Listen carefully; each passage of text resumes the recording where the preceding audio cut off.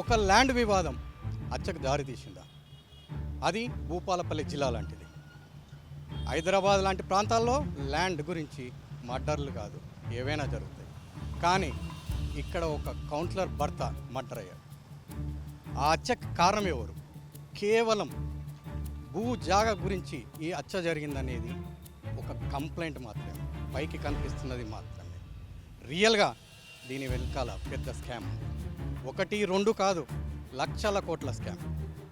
ఒకే ఒక్కడే పోరాడుతున్న రాజలింగం మూర్తి హత్యకు ఇదే కారణమా? సరిగ్గా ఇదే కారణమని చెప్తున్నారు. చూద్దాం. రాత్రి 7 గంటలు ఫంక్షన్ వెళ్ళి మరి కాసేపట్లో ఇంటికి చేరేవాడు. కానీ అతని వెనకాలనే నలుగురు ఉన్నారన్న విషయం గుర్తించలేకపోయాడు. అతని కోసమే కాపు కాసిన నలుగురు ఇంటికి కొద్ది దూరం ఉండగానే మనం చూస్తున్న ఇదే స్పాట్, ఈ స్పాట్ కాడికి రాగానే నలుగురు కత్తులతోని కడుపులో పొడిచాడు, తల మీద పొడిచారు. ఆయన కడుపులో నుంచి పేగులన్నీ బయటకు వచ్చాయి. ఆన్ ది స్పాట్ ఆయన చనిపోయాడు. ఈ హత్యకు చాలా పెద్ద కారణమే ఉందని చెప్పేసి తెలుస్తుంది. మాజీ ఎమ్మెల్యే గండ్ర వెంకటరమణారెడ్డి ఈ హత్యకు కారణమని వాళ్ళ భార్య చెప్తాను. రాజలింగమూర్తి బుధవారం సాయంత్రం 6 గంటల ప్రాంతంలో బైక్పై ఇంటికి బయలుదేరారు. అంబేద్కర్ చౌరస్తా పరిసరాల్లో రాగానే ముసుగులు ధరించిన కొందరు వ్యక్తులు రాజలింగమూర్తి వాహనాన్ని అడ్డుకున్నారు. ఆయనను కత్తులతో విచక్షణారహితంగా పొడిచారు. పొట్టలో పొడవడంతో పేగులు బయటకు వచ్చాయి. రాజలింగమూర్తి చనిపోయినట్లు నిర్ధారించుకున్న ఆ గుర్తు తెలియని వ్యక్తులు పారిపోయారు. మరి రాజలింగమూర్తిని చంపింది ఎవరు? లోకల్ వాళ్ళ, లేక ఎవరైనా సుపారీ ఇచ్చి మర్డర్ చేయించారా?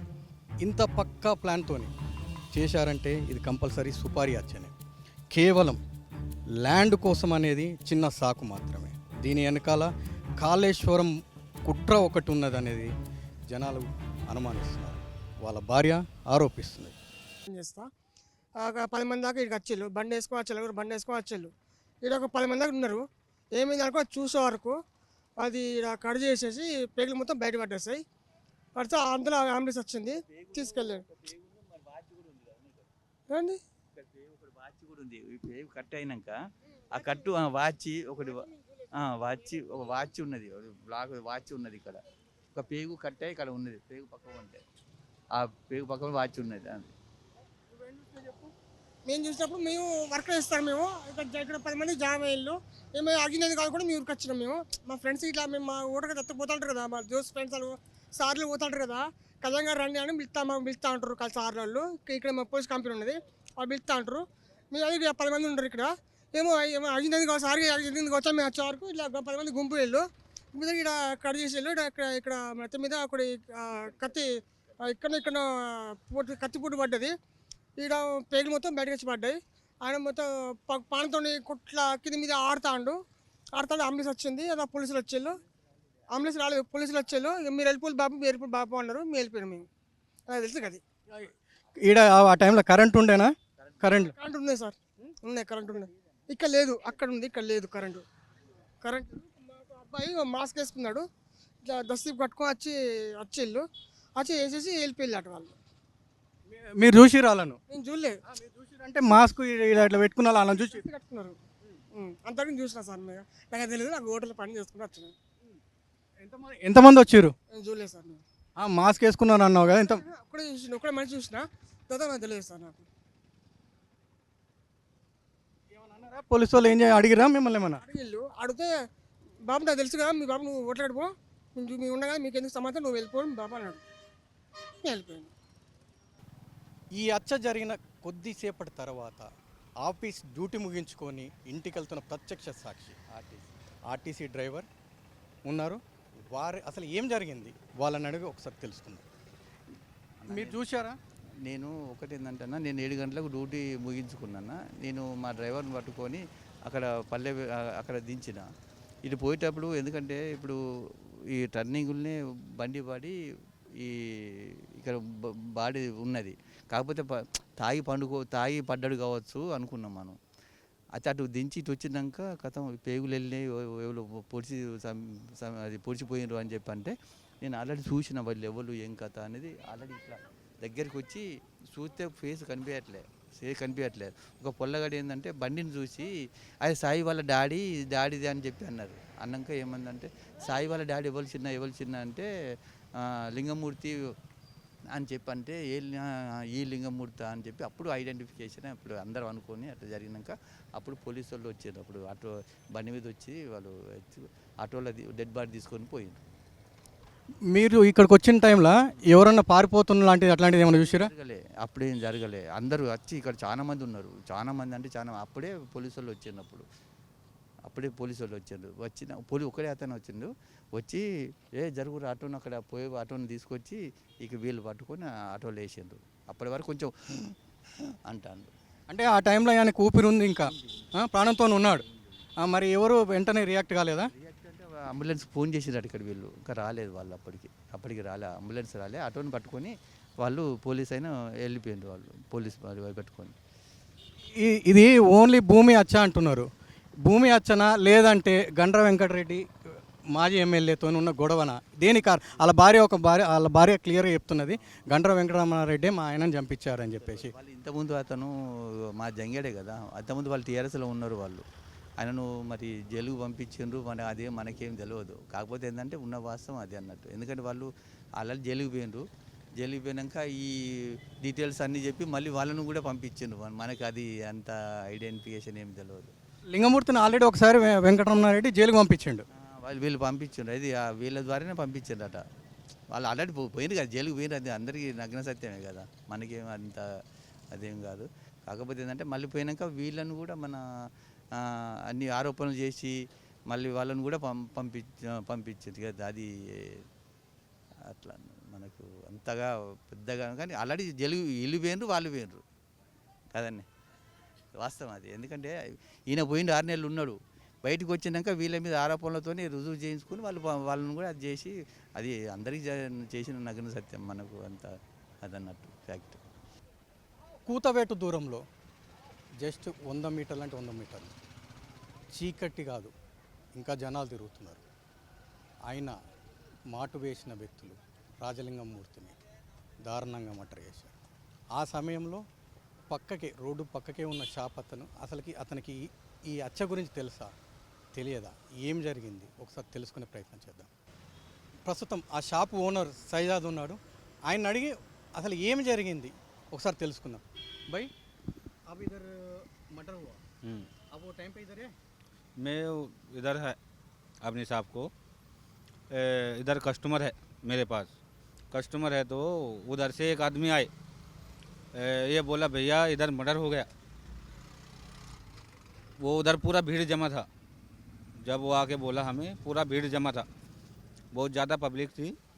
तो फिर जो मेरे पास कस्टमर था वो भी उधर चले गया। हमने भी देखा जाके, फिर हम वापस आ गए। मेरा थोड़ा तबीयत डाउन सा हो गया, फिर मैं टैबलेट लेने के लिए चलेगा। हमने जब शॉप क्लोज कर दिया। वो टाइम पे कुछ करंट कट हुआ? नहीं, हमारे पास करंट है, करंट नहीं है। करंट है वो टाइम पे।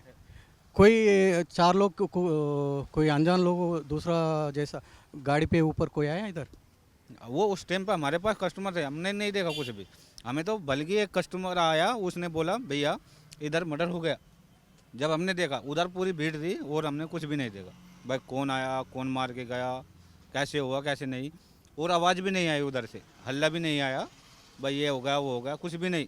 खाली भीड़ जमा है, बस देखा, हम देखे तुरंत वापस आ गए। फिर पुलिस आ गई, वो उठा के लेके चले गए। वो टाइम पे करंट कट नहीं हुआ आपके पास है, मगर उधर कट रोड के ऊपर ये लाइन में मेरे हिसाब से कट है, वो लाइन कट है करंट, उस तरफ लाइन कट है। हाँ इस तरफ नहीं है। అచ్చా, ఇతను చెప్తున్నది ఏంటంటే రోడ్డుకి అవతల వైపు మర్డర్ జరిగింది. ఆ మర్డర్ టైంలో అటు సైడ్ కరెంట్ తీసేశారని. ఈ షాప్ అతని దగ్గర మాత్రం కరెంట్ ఉంది. हाँ। उस तरफ करंट बंद है। हाँ। आपको कैसे मालूम हुआ? बता बोल रहे आदमी भाई करंट कट हो गया उधर। हाँ नहीं, आप वहाँ तक जाके आया कुछ? वो तो जब पुलिस आई जब गए, फिर हम वापस आ गए। वो पुलिस वाले उठा के लेके चले गए उनको। वो स्पॉट आप देखा कुछ वहाँ तक जाके कुछ देखा? वो मर्डर वो है ना, वो जब हमारे पास आदमी आए उधर से, बहुत ज़्यादा भीड़ थी, जब देखे था हमने जाके वो पूरा उधर ये पूरा कट करके था, फिर हम वापस भाग गया। हाँ, वापस आ गए। షాప్ అతను క్లియర్గా చెప్తున్నాడు, కరెంట్ ప్రీ ప్లాన్ మర్డర్ లాగా మనకు నీట్గా ఎంత నీట్గా చేశారంటే ప్లాన్ వేసి నలుగురు అతని ఫాలో అయ్యి ఇక్కడికి రాగానే రోడ్డు అవతల మనం చూస్తున్నాం, రోడ్డుకు అవతల కరెంటు తీసేశారు. రోడ్డుకి ఇతల కరెంట్ ఉన్నది. కరెంటును తీసేసి అతను వచ్చినది దారిని గుర్తుపెట్టుకొని ఓ ఫంక్షన్కి వెళ్ళి వస్తుంటే అతని వెంటాడి చూసుకొని స్పాట్ని డిసైడ్ చేసి అటు సైడ్ కరెంట్ పోగానే, కరెంట్ పోవడం కాదు తీసేశారని తెలుస్తున్నది నీట్గా. ఎందుకంటే ఒక సైడ్ కరెంట్ లేదు, ఒక సైడ్ కరెంట్ ఉంది. దీన్ని బట్టే తెలుస్తున్నది ప్రీ ప్లాన్ మర్డర్. కేవలం ఒక ల్యాండ్ విషయానికి ఈ మర్డర్ జరిగిందనేది ఒక అభూత కల్పన మాత్రమే. ప్రజెంట్ రాజలింగమూర్తి ఇంటి పక్కకు ఉన్న వ్యక్తి మనతో పాటు ఉన్నారు. అసలు రాజలింగం క్యారెక్టర్ ఏంటి, అతను ఎలా ఉంటాడు, ఒక్కసారి ఆయన అడిగి తెలుసుకుందాం. సార్ చెప్పండి, రాజలింగమూర్తి ఎట్లా ఉంటాడు? రాజలింగమూర్తి నాగవెల్లి, ఆయనే మా వాడల కానీ మన భూపాలపల్లి కానీ నాకు తెలిసినంత వరకు అయితే మంచి వ్యక్తే. బయట ఏం జరుగుతుందో నాకైతే తెలియదు. నేను అంత ఇంటర్నల్గా కానీ బాటంగా కానీ పెద్దగా ఏం లేదు, మాతోని కలివిడిగా ఉంటాడు. ఏది మన వినాయక చవితి ఎగపడి కావచ్చు, ఏదైనా సంబరాలు కావచ్చు, మైసమ్మ చేసినాడు, ఇట్లాంటివి ఉంటాయి కదా, అప్పుడు మేము అందరం కలిసిమెలిసి ఉంటాం. అంతవరకే తెలుసు. మీ ఇంటి పక్కకి ఇల్లే కదా ఆయనది? పక్క ఇల్లు. ఓకే, అక్కడ ఈయన మీద ఏమన్నా నెగిటివ్ కానీ అట్లాంటివి ఏమన్నా ఉండేదా, ఈ కొన్ని ఆరోపణలు అనేది? ఆయనకు మరి బయట ఏం జరిగేదో నాకంత తెలియదు. ఎందుకంటే నేను సరిగా ఇంటి దగ్గర ఉండను. నేను చిన్న అంగళ్ళ అట్లా అమ్ముకొని నేను బయట తిరిగే మనిషిని. పెద్దగా నాకు అంత లేదు. కానీ మా వాడలో కావచ్చు బయటనైతే మంచిగానే ఉంటాడని తెలుసు. అవి ఏం కారణాలు మరి ఎందుకు జరిగిందో అదైతే వాస్తవంగా నాకు తెలియదు.